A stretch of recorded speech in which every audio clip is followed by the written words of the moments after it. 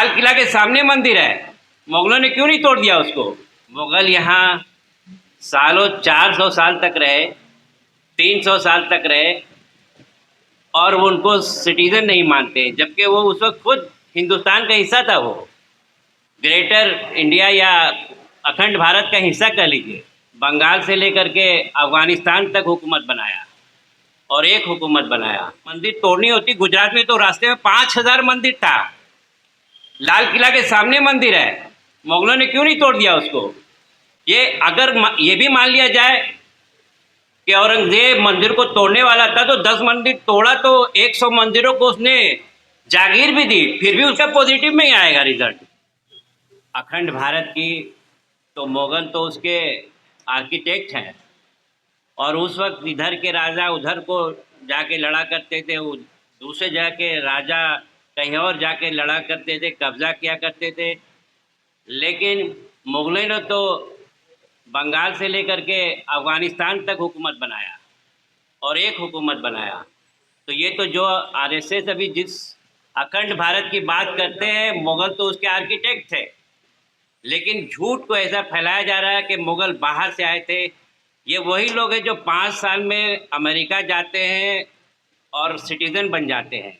मुगल यहाँ सालों 400 साल तक रहे, 300 साल तक रहे और वो उनको सिटीज़न नहीं मानते, जबकि वो उस वक्त खुद हिंदुस्तान का हिस्सा था। वो ग्रेटर इंडिया या अखंड भारत का हिस्सा कह लीजिए।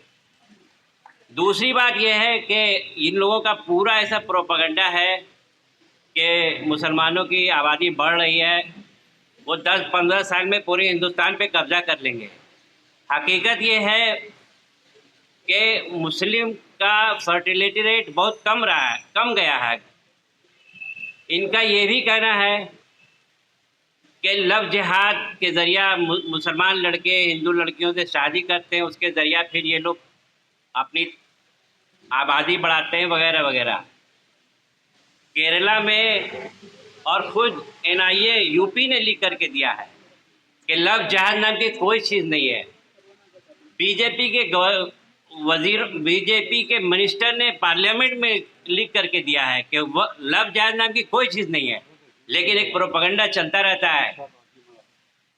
तो इसी तरह से बीफ का सबसे बड़ा एक्सपोर्टर हिंदुस्तान है। अल कबीर और ये दूसरे नामों से अल अरबिया नाम से सारे बीफ का कारोबार ये लोग करते हैं। और बेचारे जो है मुसलमानों को बदनाम किया जाता है। 70% से ज़्यादा 80% हिंदुस्तान की आबादी नॉन वेज है, वो मीट खाने वाली है। मुसलमान कितने परसेंट है, लेकिन बदनाम मुसलमानों को किया जाता है। तो इस तरह से एक पूरा अभी आरएसएस के लोग हमेशा बोलते हैं, अभी कुछ दिन पहले भी मोहन भागवत बोले कि मुसलमानों के बगैर हिंदुस्तान का कंसेप्ट नहीं है। वो इसलिए कोई मुसलमानों से मोहब्बत करने के लिए नहीं बोलते हैं। वो आरएसएस के एक लीडर ने ये तक कहा था कि अगर हिंदुस्तान में मुसलमान नहीं होता तो हम कहीं से इंपोर्ट करके लाते, 2-4 लाख ले आते, उसी से डराते यहाँ की आबादी को। अब बताइए 10-15% की जिसकी आबादी हो उसको डराया जा रहा है कि 85% वाले तुम्हारे घर, तो 85% वाले के घर में घुस जाएंगे, कब्जा कर लेंगे। तो ये पूरा का पूरा इनका बिजनेस धंधा इसी पे चल रहा है, मुसलमानों के खिलाफ या दूसरी माइनॉरिटीज़ के जो भी इसके आगे रेसिस्ट कर रहा है वो इनके टारगेट पर है।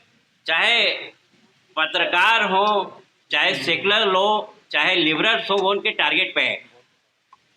हम जिस मुग़ल और इस कंसेप्ट की बात कर रहे थे, जो अभी औरंगज़ेब के बारे में जो बातें कही जा रही हैं, राम पुनियानी सर बहुत पहले से ही उनके बारे में बोल रहे कि अगर मुग़ल को और तोड़ना होता, गौरी को मंदिर पे से अगर मंदिर तोड़नी होती, गुजरात में तो रास्ते में 5000 मंदिर था। लाल किला के सामने मंदिर है, मुग़लों ने क्यों नहीं तोड़ दिया उसको। ये अगर ये भी मान लिया जाए कि औरंगजेब मंदिर को तोड़ने वाला था, तो 10 मंदिर तोड़ा तो 100 मंदिरों को उसने जागीर भी दी, फिर भी उसका पॉजिटिव में ही आएगा रिजल्ट। तो ये सब बातें करने के लिए तो बहुत सारा वक्त चाहिए। हमारे